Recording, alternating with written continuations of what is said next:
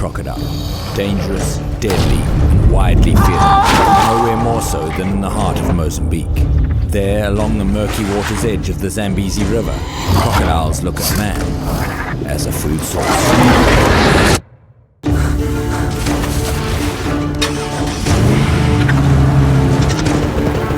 When people and animals collide, things are never simple. In this wildlife-human conflict, I'm often called in to seek out the truth, to find out what's really happening on the front line.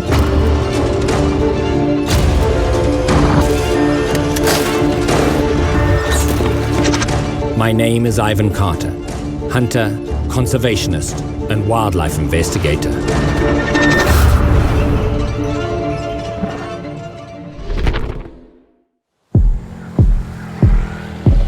I'm on the Zambezi River in western Mozambique. Here, the river's murky waters wind their way for hundreds of miles through a maze of floodlands and channels before reaching the eastern coastline. I've been here once before. Indeed, the memories from my first investigation here include many I would like to forget. As I've experienced firsthand, crocodiles are a constant threat to the people living on this river. My past solution, although necessary at the time, left me feeling deeply conflicted. There has to be a better way to help these people, and to help the wildlife. I've returned to further investigate the issue, and to identify a potential solution to this wildlife-human conflict. I know that people are being attacked by crocodiles, but how regularly and under what conditions? The best place to start looking for answers is from the local people who inhabit the area. We've got some fishermen here paddling along, and that's a great place to start, just because these guys know the river like the back of their hand. The bush telegraph works very well here, and they know everything that's going on. They're kind enough to show me their catch and answer my questions. These guys have just returning from a night's fishing. They've caught a bunch of these squeakers. What they tell me is that just upstream here, there's a guy that went missing 3 days ago. They said there's been several people over the last few months, but in particular, just 3 days ago, a guy went missing from a village just upstream here. This guy, nobody really knows what happened to him. He just didn't come back from his fishing. He's got a wife and some children. We're going to go and see if we can find them. Up and down here, they fish every day. You can see just how close to the water they are, and they're living under constant threat. I head upstream. In this river, when a person is missing, a croc is almost certainly to blame. I'm led to believe that this is the area where this guy has gone missing. I'm just cruising very slowly along the edge of the river here. There's tall reed beds, and then there are these kind of tunnels where these people pull in their boats. Nobody here. Just going to carry on a little bit further. Here's some people. What did I do? Ndazinza kuti kune wanu wakajiwa nengweni hapa. Hapa. Oh. Oh, na koko. All right. What they tell me is that is indeed true. There is somebody that went missing just a couple of days ago. And they say I must go in the next tunnel up here. And they make these tunnels. And that's the way they get on and off their boats. It's the way they offload their fish. They do all of their washing, and there's no way around them coming down and getting in this water. The thing is, it's sticking out from the bank probably 20 feet. So you've got all this floating vegetation that can harbor anything. It really can. Okay, here we go. I'm wondering if this could be the spot. With several boats docked here, I would normally expect the landing to be bustling with people. Something isn't right here. With no one on the shore to talk to, I'll need to find the village on foot to continue my search. Before long, I find someone to speak to. Yewe, ndiripo. Ndazinza kuti arikupi? Arikucha. Oh, tiende tumratze. What she tells me is indeed we are in the right spot. She's just been out here picking beans, and she's going to actually hopefully take me to the village where this lady lives, and maybe we'll get to meet her. You know, you walk up here and you realize, just from a subsistence perspective, how much these people really rely on this river. You're just walking up through the millet fields. Everything's on a very small scale, designed just to feed the family or the extended family. And one thing that springs to mind is every time you come across a group of people, just the number of children, the number of young people, as opposed to the number of adults. Not a lot of adults.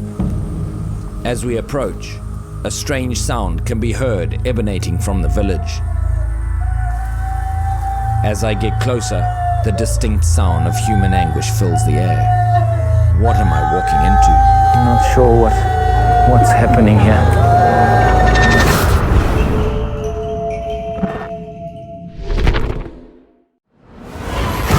My name is Ivan Carter. While investigating the conflict between humans and crocodiles along the Zambezi River, I've been led to a village where a man recently went missing. I suspect a crocodile is to blame.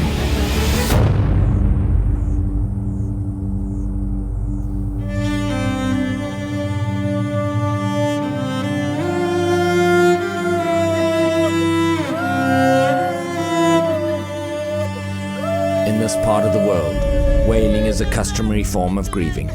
Recurring several times a day, the amount of wailing reflects the level of grief. Their anguish is clearly immeasurable.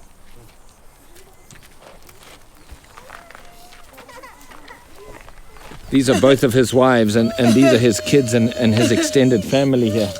The first wife, Takedza, tells me her story. He disappeared last Sunday. Very early in the morning, he was out there cutting reeds. It's hot at this time of the year, so they often do that kind of labor very early in the morning. And so he was out cutting reeds. He was on his own.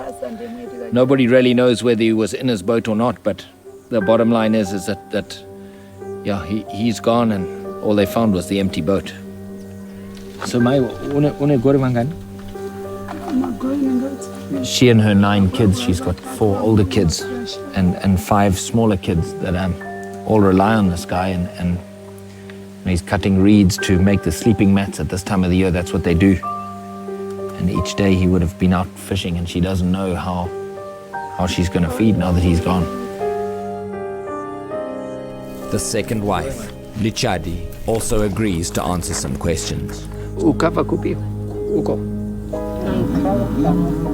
She's lived all her life in this area. She hasn't been married to this guy for very long.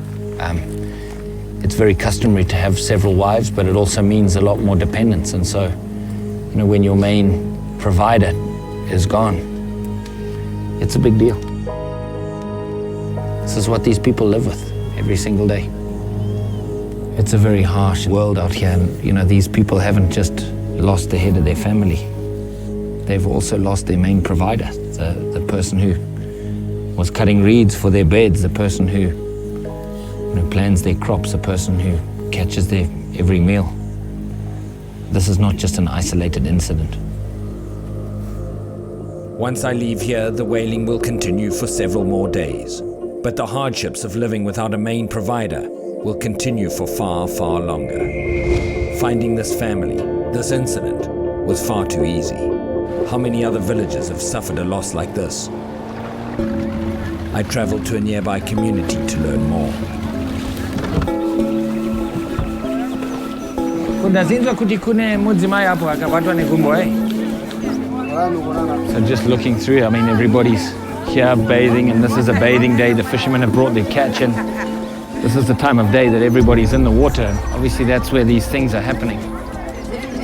Within seconds of my arrival, I find several locals who bear scars from their encounters with crocodiles.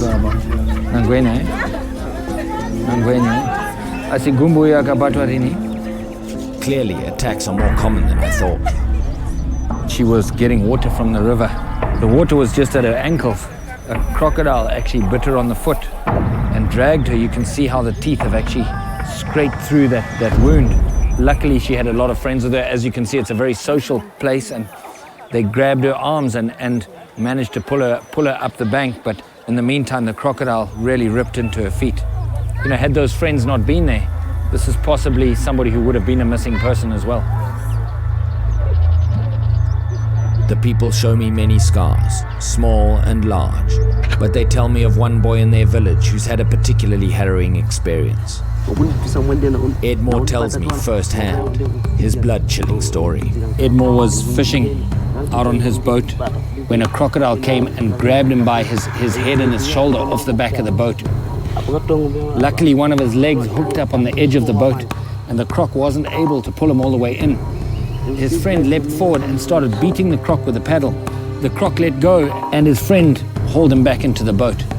You can see here from all of the puncture marks and the wounds, the fourth tooth is the biggest. The most distinct feature of the fearsome Nile crocodile, their gauntlet of 80 teeth, is terrifying to behold. Not only razor sharp, their powerful jaws have been measured to carry a combined bite force of up to 3,700 pounds per square inch. You can see these are very definitely puncture wounds here, possibly the crocodile adjusting its grip. You can see where the crocodile's teeth, scraped across his scalp. It looks like this is a rip mark from a tooth grinding across the top of his skull and down the back of his skull as well. Truly these people, when they venture out on the water, they face death every single day, and Edmore was very lucky that day. Very, very lucky indeed. Very lucky to get away with his life and very lucky to still have all of his limbs. As I'm learning, not everybody's this lucky. Edmore's story is telling. If not for the help of his nearby friends, he surely would not be here today. You can imagine from that age, this is where these people make their living, is out of this water. And if from that age, as well as understanding the danger of the water, you also get blasé.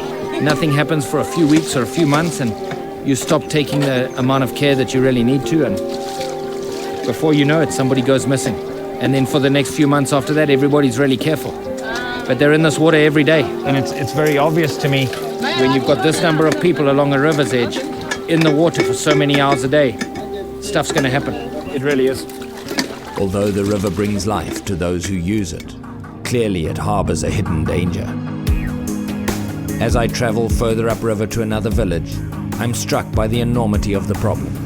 Just miles and miles and miles of these little channels, but actually they're a lot wider than you think. It's just that this grass that floats on the surface hides the main expanse of water, so it's perfect crocodile habitat. And what makes it so scary is the fact that these crocodiles are out of sight.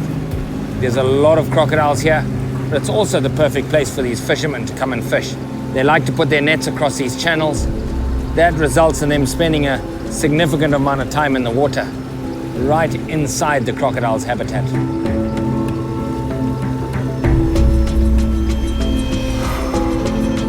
In the reeds here, there's a little channel that just curves in here. This is the main access to this village that we're going in to visit. It's actually pretty tough getting the boat through here. It's hard to believe that in today's world that there's places this remote, and the people that are living here, the threats that they face in their day-to-day life are pretty much the same threats that they faced 4, 5, 6 generations ago. It's hard to believe that in the modern world there's people that are still worrying about crocodiles. Yoi.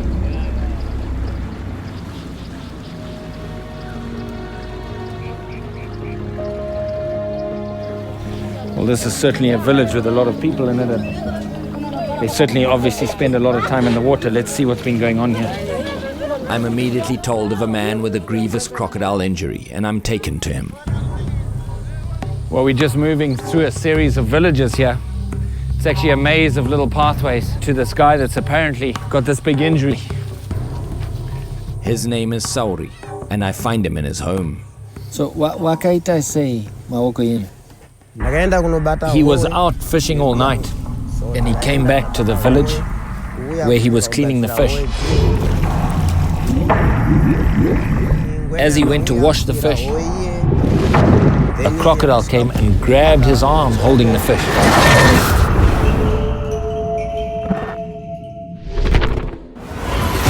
My name is Ivan Carter. While investigating the human-crocodile conflict on the Zambezi River, I found Sauri, a croc attack survivor who has begun to tell me his story. So, wakaita say mawoko yenu? He was out fishing all night, and he came back to the village where he was cleaning the fish.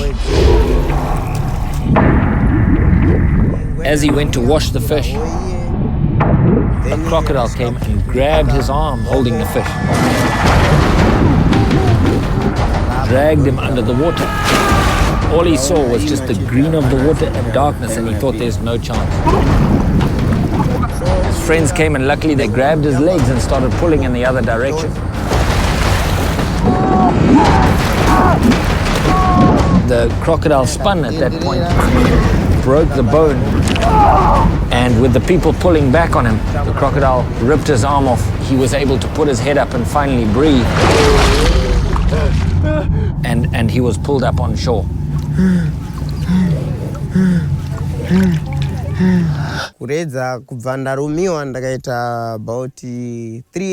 For 3 years he was too scared to go into the water because of this. And so he would just stay on the bank and count the fish and help the fish traders. But now these days he goes back onto the water. As one looks at this kind of scenario, we're just so blessed to have choice. Some people have no choices. And in spite of the fact that a crocodile nearly dragged him to his death, he still goes out on the water to fish because that's what he's got to do. As I leave his home, I come across more survivors of croc attacks. Yeah, you're ready. What's your fun, baby? They show me many scars on their hands and on their feet. It seems limbs are an easy target for the attacking animals. What I'm starting to see is with the volume of croc attack survivors, even if they don't have a lot of scars on them, the reason they don't have a lot of scars is because the croc didn't get a good grip and wasn't able to pull him in the water. Because if it got a good grip, they probably wouldn't have escaped. So it's becoming very clear that these people that are living close to the water, in the croc's habitat almost every day, are the people that are getting wounded and they're becoming statistics. I've gained valuable knowledge here and thank the villagers for their help. All right, bye-bye. I've learned everything I can here. It's time to take action. Many predators, crocodiles included, are most active at night. I'm hoping to use this to my advantage and to create an opportunity to see these creatures up close. One of the things about shining a spotlight at night is that many of the animals have a reflective cornea. It's something called a tapetum lucidum, which reflects back red, and crocs are no exception. And so with my spotlight, I can cruise along a bay like this and very easily pick out all of the crocodiles that are in the area. These crocs are night hunters. They see very well at night and they're very active at night. And it's probably a very good time for me to get to see what crocs are in the area. So I thought this was a great way to start. Shining my light from side to side, I can already see a couple of these red reflections coming back from the water's edge. So we'll cruise in a little bit closer just quietly and see if we can get close up to these crocs, see what we can learn from being out here at this time of day. It's surprising how many young crocodiles we see within the first moments of our hunt. Surprising and nerve-wracking. For every one crocodile that you see in its natural environment like this, there's 5 that you don't see. That's a pretty scary statistic based on the fact that I've already seen probably 7 or 8 sets of eyes and we've only been out here for a very few minutes. Here's our first 3 or 4 footer. We're just going to try and ease a little bit closer to him. Here he is right here. See him in the middle of the light. The other advantage to using a spotlight is that it confuses the croc's sense of sight, making for an easier target. But one cannot discount their highly acute reflexes. So quick. As I reached out, I think he saw my hand and just so quick. Anyway, better luck next time. You know, catching crocs really is a 2-man deal. You got to have somebody to drive the boat and hold the light while you're leaning out there grabbing. And there we go. There we go. You can see his eye there. So I brought with me Brandon Pentolfi, who for most of his life has been surrounded by crocs. His dad's one of the croc experts of Africa, and so I'm in great hands as far as somebody to help me with this part of the mission. Brandon is no stranger to working with and among crocodiles. The Pentolfi family is also the owner and operator of a nearby crocodile farm. That looks like a much bigger one, eh? We've got a much bigger crocodile in the light right now that we're going to see if we can approach. Silently as I can, I get ready to make my move.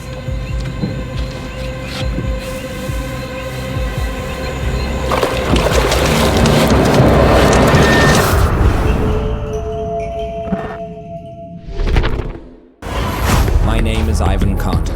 I'm investigating why and how so many people are being attacked by crocodiles here in Mozambique. The crocodile ripped his arm off. I've come out at night to get a better idea of how many crocodiles populate the area and hope to see one up close.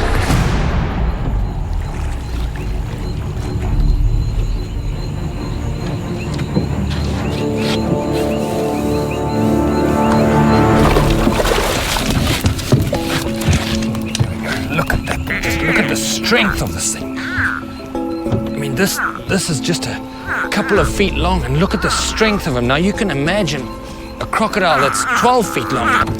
Look at the teeth on him, man. You don't want to put your hand in there. On his back feet, he has 3 claws but 4 toes. So his back toe doesn't actually have a claw on it. Look at the front foot. He's got 5 toes but only 4 claws as well. That back toe, once again, no claws. When he's swimming as hard as he can go, he'll fold his legs up against his body, and you can actually see they're very streamlined. See how the back part of the leg, a little bit like the foil of a wing? The vertical pupil can open a lot wider than a round pupil can. So any snakes or lizards that have a vertical pupil, that symbolizes a nocturnal animal or an animal that is active at night. Look at these jaws. Look at how the teeth interlock.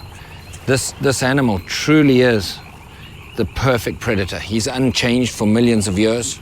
And the only difference between this croc and one that's 60, 70 or 80 years old is the size of his prey. And truly, as this guy grows up, as he becomes a 2,000-pound monster, he's going to absolutely eat anything he can overpower, including man. Dawn brings a new day, and I'm headed back to the Pentulfi Croc Farm to see some fully grown crocodiles and to witness firsthand what these beasts are capable of. Crocodiles have lifespans similar to humans, living to be 60, 70 or even 80 years old in the right conditions. Such is the case with the many breeder crocodiles living comfortably here on the farm. But that makes them no less fierce than their wild counterparts. You know, we've seen and spoken to a lot of villagers now that have had croc attacks and have escaped. And so I've come here to the croc farm to try and see the strength of these crocs. How hard can they pull? How hard can they grip? And, you know, what really is the chance of escape? And I think that this is probably the best place to carry out that experiment. How strong really is a croc? And how big do they need to be to drag a human into the water? I've got a big chunk of meat here. What I'm going to do is throw this into the pen, get one of these bigger crocs to actually grab onto it, and just see how much strength it takes to hold that croc. We've just spoken to a guy that actually lost his arm. Lost his arm because his friends pulled in one direction and the croc pulled in the other. I want to see what it takes to actually escape from a croc. If a croc were to bite your hand and you had to simply just pull away from it, what does that take? The trick will be to conduct the experiment without becoming the croc's next meal. I'm going to start off with just one of these small crocs, and we'll see if we can get it into their mouth before any of the big guys come in. They see the meat and react instantly, fighting for the first bite. Now this is a small crocodile. This is all I can do to pull this croc out of the water. And it's only about 8 foot.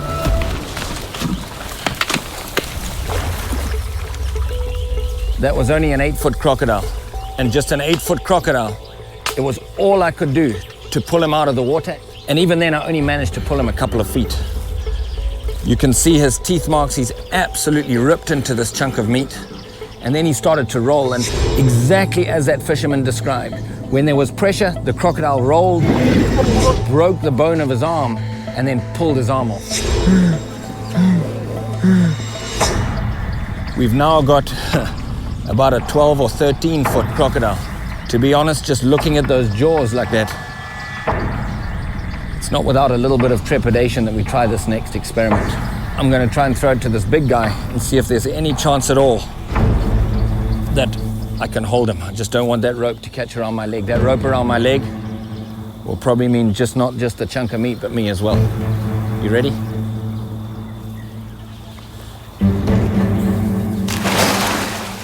Here we go.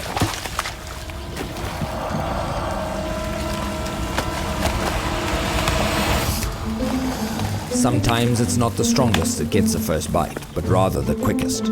We quickly retrieve the meat from our little saboteur and try again. Ready? The giant croc has learned from his mistake and he grabs the meat without hesitation. No!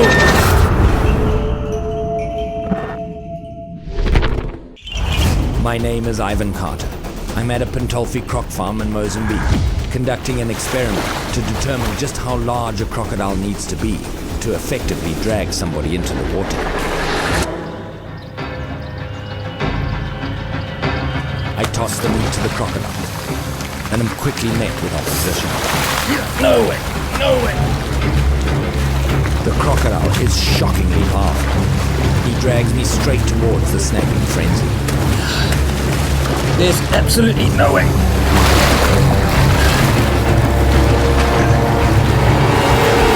Okay.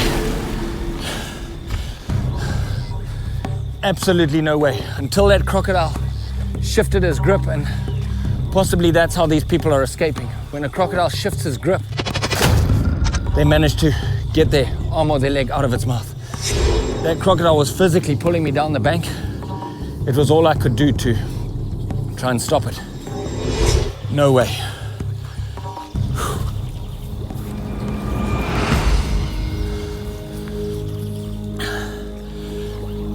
All of the bones are broken in here. All of the meat is smashed. As soon as these crocodiles really pull, they'll very often adjust their grip. That is exactly why there's more scars than dead people. As soon as they shift their grip to get ready to swallow, you're able to pull it out of their mouth.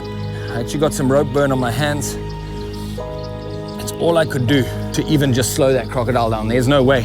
And amazingly enough, it doesn't take a very big crocodile to do that. And so I think a lot of these people with scars on their hands and their legs are probably taken by crocs that aren't necessarily that huge.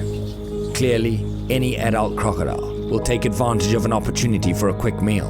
And regardless of size, they become a dangerous adversary. In my investigation of the crocodile-human conflict along the Zambezi River, I've spoken to the family members of missing loved ones and witnessed the devastating effects an attack has on a community. Croc attacks are happening frighteningly often. Scars are common among both young and old and vary greatly in size and severity. In almost every case, the only thing that prevented the certain death of these people was the swift action of their friends.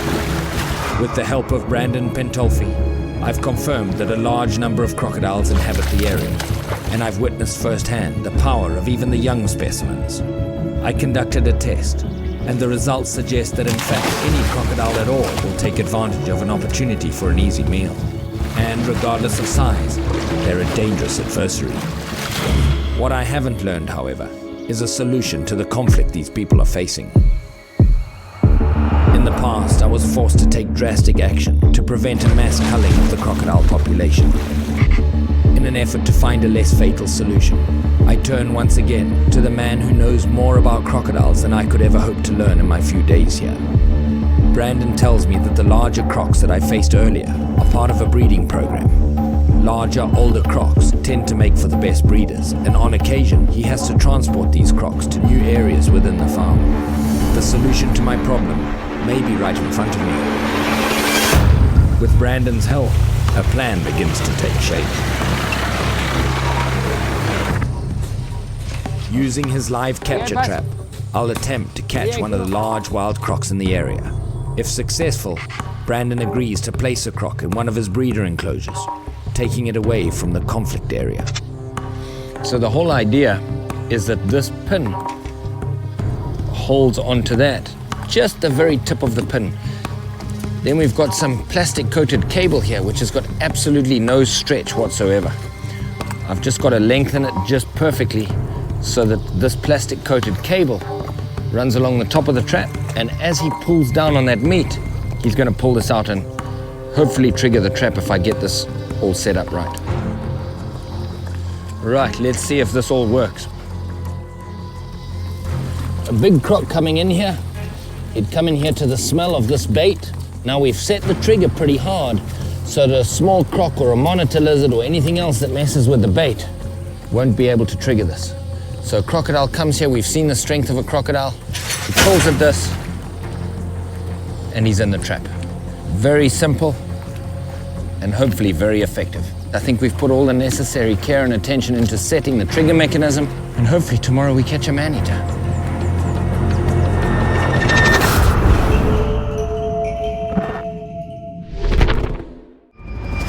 My name is Ivan Carter. After several days spent investigating croc attacks in the region, I finally found what I hope to be a viable solution to the crocodile-human conflict here: live capture.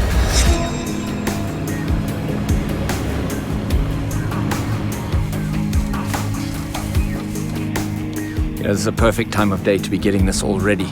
Very often crocodiles are active as the sun starts to go down and during the nighttime as well. And so, the dusk is the time where everybody's washing, they're in the water, it's the most dangerous time to be in the water. It's also the time that crocs are going to be out there looking for food, so great time to set the trap.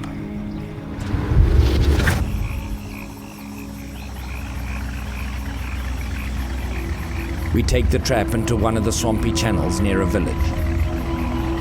We'll need a quiet and undisturbed location if this plan is to work. Crocodiles are ambush predators, able to remain underwater for up to 30 minutes. They will lie in wait in deep underwater channels, commonly found near riverbanks. This puts crocodiles and humans in dangerously close proximity with one another. We work together to get the cumbersome trap into the water and move it into an effective position. There's not a croc in sight, but don't be fooled. They are here, huge and numerous. This is exactly what I hope for. What we've been able to do is back this trap up so that it's level with this line of reeds. And hopefully, with the deep water channel here and everything else as far as crocodile habitat goes, we're going to be right on the money here. My good friend and partner, Livy, personally inspects and adjusts the trap's position. Good. His expertise is, as usual, an integral part of this operation's success. The most important piece, the bait, is set. With the trap prepared, we leave for the night.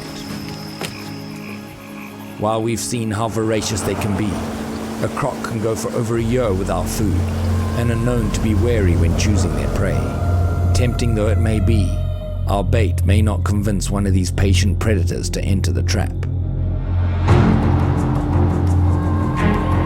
After a long night of waiting, we head back to check the trap.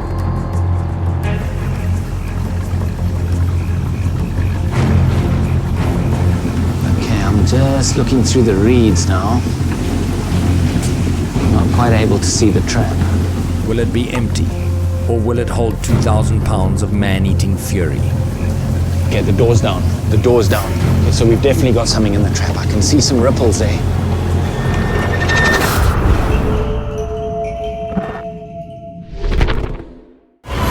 My name is Ivan Carter. In an effort to reduce the crocodile-human conflict in an area of Mozambique, I'm attempting to live capture a crocodile to relocate it to a safer environment. I've returned to the trap to find something dangerous inside. Now that's a big crocodile. Look at that big blunt nose. Whew. Man, this makes me very happy. Very, very happy. Now for the tricky part. Safely restraining this incredibly powerful beast. He's certainly not very happy about this whole situation. But I tell you what, he's a lot happier than if we'd had to shoot him. You can tell by that big rounded snout that he's an old croc. Right, now what the goal is here is to get the first rope around his armpits, the second rope around his neck, a third rope around that bulge of his nose. But let me tell you, with a croc this size, this is a whole different deal. Right. I'm just going to rewire this just to give it a bit of extra strength. These things are prone to jumping and trying to bite you when you open one of these gates. what's probably going to happen the first few times I put the stick in to try and rope him, he's going to thrash at it, he'll probably bite at it, it could get a little western, but the reality is he'll soon calm down and we'll be able to get a rope over him. I try and slide the rope around the gaping jaws of the croc.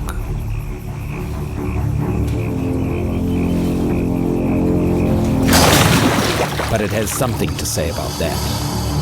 I try again.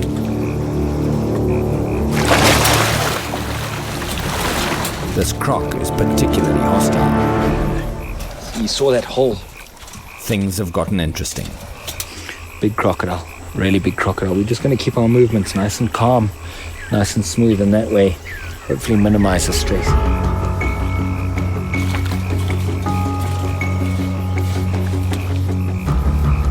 I manage to get the rope around his nose.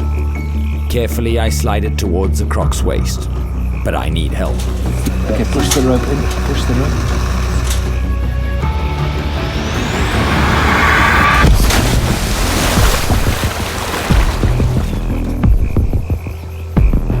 We finally get the rope past its jaws and cautiously push it into position.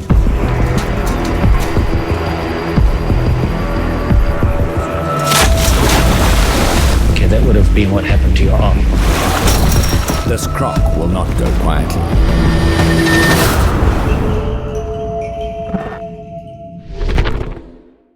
Carter's W.A.R. would like to thank the following people and organizations.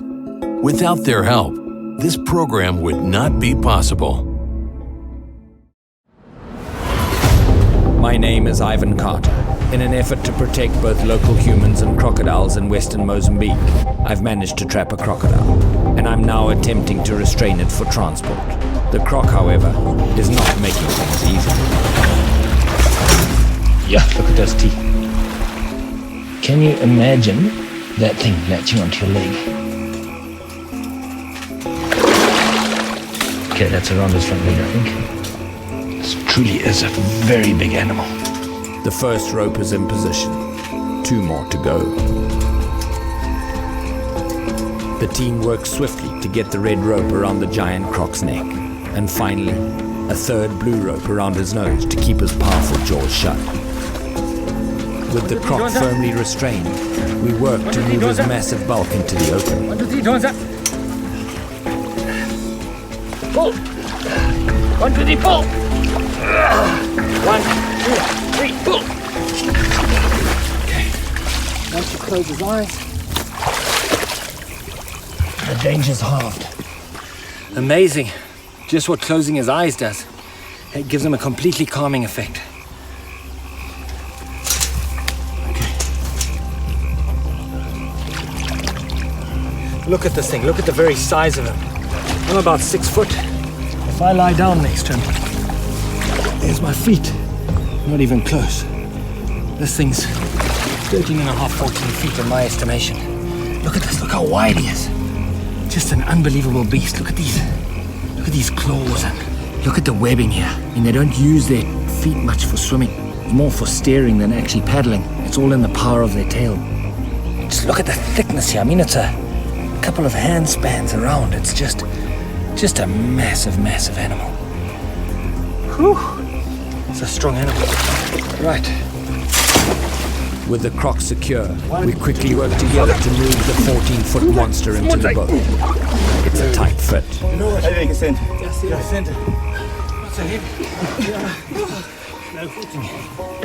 What an incredibly successful culmination of days and days of work and thought and...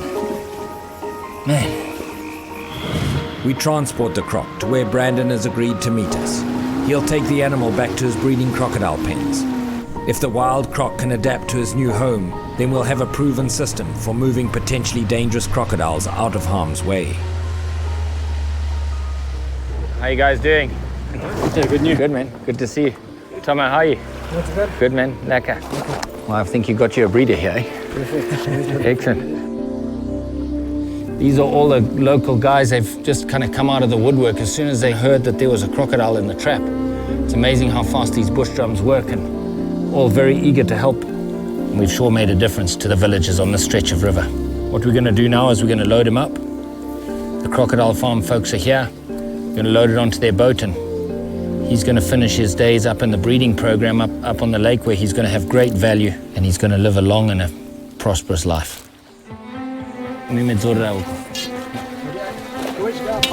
Right, we carry it now.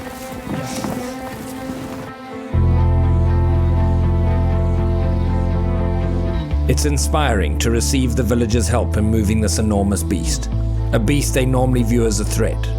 While as a conservationist I'm elated with our success today, to receive their support is a greater reward than I could ever hope for. We pour water on the cold-blooded crocodile in order to keep it from overheating, a vital step in keeping it comfortable during its journey to the breeding pens. Thanks, hey guys. Cool. Safe travel.